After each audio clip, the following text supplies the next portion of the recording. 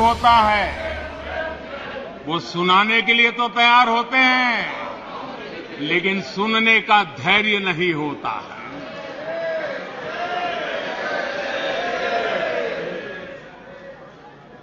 अपशब्द बोलो, भाग जाओ।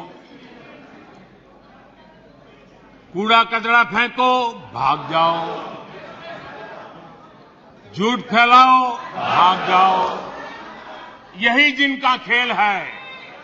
ये देश इनसे अपेक्षा ज्यादा नहीं कर सकता है। अगर इन्होंने गृह मंत्री जी की मणिपुर की चर्चा पर सहमति दिखाई होती तो अकेले मणिपुर विषय पर विस्तार से चर्चा हो सकती थी, हर पहलू पर चर्चा हो सकती थी और उनको भी बहुत कुछ कहने का मौका मिल सकता था, लेकिन उनको चर्चा में रस नहीं था। और कल अमित भाई ने विस्तार से इस विषय की चीजें जब रखी तो देश को भी आश्चर्य हुआ है कि ये लोग इतना झूठ फैला सकते हैं, ऐसे ऐसे पाप करके गए हैं लोग। और उन्होंने आज जब अविश्वास का प्रस्ताव लाए और अविश्वास में सारे विषय पर वो बोले तो ट्रेजरी बेंच का भी दायित्व बनता है कि देश के विश्वास को प्रकट करें, देश के विश्वास को नई ताकत दें, देश के प्रति अविश्वास करने वालों के लिए करारा जवाब दें। ये हमारा भी दायित्व बनता है। हमने कहा था अकेले मणिपुर के लिए आओ चर्चा करो, गृह मंत्री जी ने चिट्ठी लिख करके कहा था, उनके विभाग से जुड़ा विषय था, लेकिन साहस नहीं था, इरादा नहीं था और पेट में पाप था, दर्द पेट में हो रहा था और फोड़ रहे थे सर। इसका ये परिणाम था। आदरणीय अध्यक्ष जी, मणिपुर की स्थिति पर देश के गृह मंत्री श्रीमान अमित शाह ने कल 2 घंटे तक विस्तार से और बड़े धैर्य से रत्ती भर भी राजनीति के बिना सारे विषय को विस्तार से समझाया, सरकार की और देश की चिंता को प्रकट किया और उसमें देश की जनता को जागरूक करने का भी प्रयास था। उसमें इस पूरे सदन की तरफ से एक विश्वास का संदेश मणिपुर को पहुंचाने का इरादा था। उसमें जन सामान्य को शिक्षित करने का भी प्रयास था। एक नेक ईमानदारी से देश की भलाई के लिए और मणिपुर की समस्या के लिए रास्ते खोजना एक प्रयास था, लेकिन सिवाय राजनीति कुछ करना नहीं है। इसलिए इन्होंने यही खेल किए, यही स्थिति किया।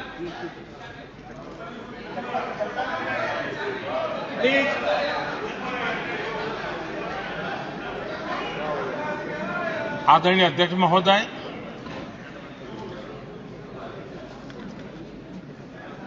कल वैसे विस्तार से अमित भाई ने बताया है। मणिपुर में अदालत का एक फैसला आया। अब अदालतों में क्या हो रहा है वो हम जानते हैं और उसके पक्ष विपक्ष में जो परिस्थितियां बनी, हिंसा का दौर शुरू हो गया और उसमें बहुत परिवारों को मुश्किल हुई। अनेकों ने अपने स्वजन भी खोए। महिलाओं के साथ गंभीर अपराध हुआ और ये अपराध अक्षम्य है और दोषियों को कड़ी से कड़ी सजा दिलवाने के लिए केंद्र सरकार, राज्य सरकार मिलकर के भरपूर प्रयास कर रही है और मैं देश के सभी नागरिकों को आश्वस्त करना चाहता हूं कि जिस प्रकार से प्रयास चल रहे हैं, निकट भविष्य में शांति का सूरज जरूर उगेगा। मणिपुर फिर एक बार नए आत्मविश्वास के साथ आगे बढ़ेगा। मैं मणिपुर के लोगों से भी आग्रहपूर्वक कहना चाहता हूं, वहां की माताओं, बहनों, बेटियों से कहना चाहता हूं, देश आपके साथ है। ये सदन आपके साथ है। हम सब मिलकर के, कोई यहां हो या ना हो, हम सब मिलकर के इस चुनौती का समाधान निकालेंगे। वहां फिर से शांति की स्थापना होगी। मैं मणिपुर के लोगों को विश्वास दिलाता हूं कि मणिपुर फिर विकास की राह पर तेज गति से आगे बढ़े। उसमें कोई प्रयासों में कोर कसर नहीं रहेगी। आदरणीय अध्यक्ष महोदय, यहां सदन में मां भारती के बारे में जो कहा गया है, उसने हर भारतीय की भावना को गहरी ठेस पहुंचाई।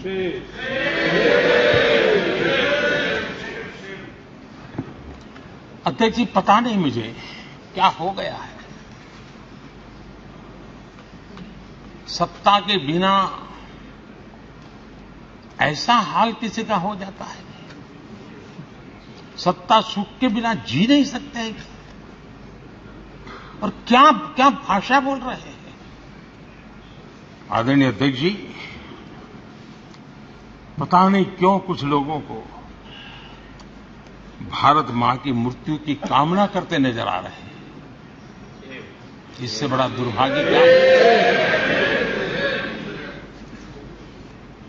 ये वो लोग हैं जो कभी लोकतंत्र की हत्या की बात करते हैं, कभी संविधान की हत्या की बात करते हैं। दरअसल जो इनके मन में है, वही उनके कृतित्व में सामने आ जाता है। मैं हैरान हूं। और ये बोलने वाले कौन लोग हैं? क्या ये देश भूल गया है? ये 14 अगस्त विभाजन विभीषिका पीड़ादायक दिवस आज भी हमारे सामने उन चीख को लेकर के, उस दर्द को लेकर के आता है। ये वो लोग जिन्होंने मां भारती के 3-3 टुकड़े कर दिए। जब मां भारती की गुलामी की जंजीरों से मुक्त कराना था, जब मां भारती की जंजीरों को तोड़ना था, बेड़ियों को काटना था, तब इन लोगों ने मां भारती की भुजाएं काट दी, मां भारती के 3-3 टुकड़े कर दिए। और ये लोग इस मुंह से ऐसा बोलने की हिम्मत करते हैं। आदरणीय अध्यक्ष जी, ये वो लोग हैं जिस वंदे मातरम गीत ने देश के लिए मर मिटने की प्रेरणा दी थी। हिंदुस्तान के हर कोने में वंदे मातरम चेतना का स्वर बन गया था। तुष्टीकरण की राजनीति के चलते उन्होंने मां भारती के ही टुकड़े किए, इतना नहीं, वंदे मातरम गीत के भी टुकड़े कर दिए लोग।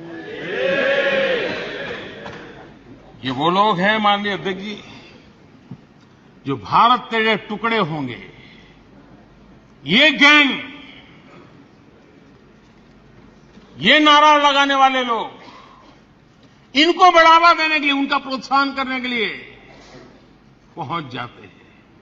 भारत तेरे टुकड़े होंगे, उनको बढ़ावा दे रहे हैं। ये उन लोगों की मदद कर रहे हैं जो ये कहते हैं कि सिलीगुड़ी के पास जो छोटा सा नॉर्थ ईस्ट को जोड़ने वाला कॉरिडोर है, उसको काट दें तो बिल्कुल नॉर्थ ईस्ट अलग हो जाएगा। ये सपना देखने वालों का जो लोग समर्थन करते हैं। आदरणीय अध्यक्ष जी, मैं जरा इनको, जहां भी हो, जरा मेरा सवाल अगल बगल में बैठे हुए को जवाब दें। ये जो बाहर गए ना, उनको जरा पूछें, एक कच्छ तीवू क्या है? कोई पूछे इनको, कच्छ तीवू क्या है? इतनी बड़ी बातें करते हैं ना। आज मैं बताना चाहता हूं, ये कच्छतीवी। और ये कच्छतीवी कहां आया, जरा उनको पूछ लीजिए। इतनी बड़ी बातें लिख करके देश को गुमराह करने का प्रयास कर रहे हैं। और ये डीएमके वाले, उनकी सरकार, उनके मुख्यमंत्री मुझे चिट्ठी लिखते हैं, अभी भी लिखते हैं और कहते हैं मोदी जी कच्छतीवी वापस ले आइए। एक कच्छतीवी है क्या? किसने किया? तमिलनाडु से आगे श्रीलंका के पहले एक टापू किसने किसी दूसरे देश को दे दिया था? कब दिया था? कहां गई थी? क्या ये भारत माता नहीं थी वहां? क्या वो मां भारती का अंग नहीं था? और इसको भी आपने तोड़ा। और कौन था उस समय? श्रीमती इंदिरा गांधी के नेतृत्व में हुआ था।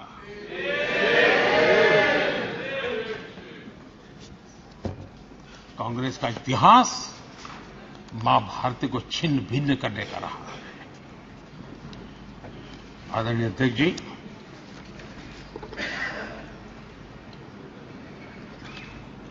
और कांग्रेस का मां भारती के प्रति प्रेम क्या रहा है?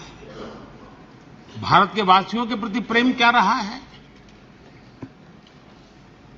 एक सच्चाई बड़े दुख के साथ मैं इस सदन के सामने रखना चाहता हूं।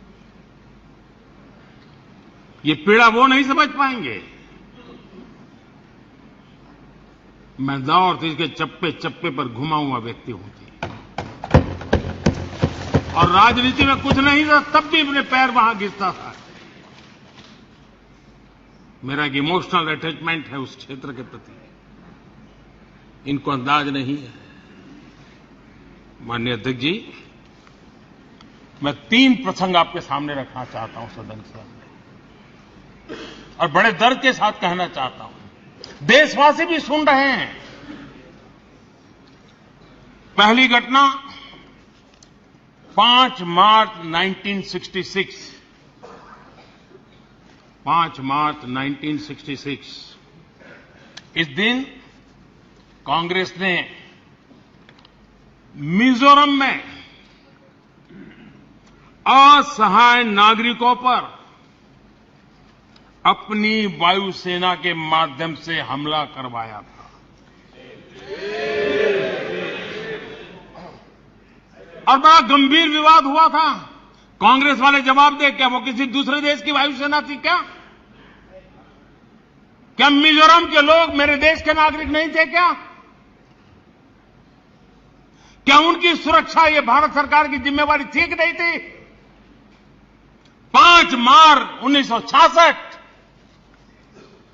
वायुसेना से हमला करवाया गया, निर्दोष नागरिकों पर हमला करवाया गया।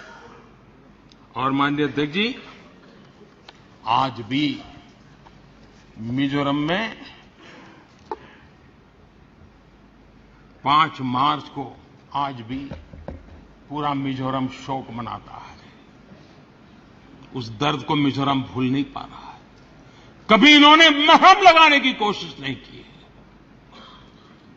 घाव भरने का प्रयास तक नहीं किया है। कभी उनको इसका दुख नहीं हुआ है। और कांग्रेस ने इस सच को देश के सामने छिपाया है। दोस्तों, ये सत्य देश से उन्होंने छिपाया है कि अपने ही देश में वायुसेना से हमला करवाना। कौन था उस समय? इंदिरा गांधी। अकाल तख्त पर हमला हुआ है तो अभी भी हमारी स्मृति में है। उनको मिजोरम में उसके पहले ही आदत लग गई थी और इसलिए अकाल तख्त पर हमला करने तक वो पहुंचे थे, मेरे ही देश में। और यहां में उपदेश दे रहे हैं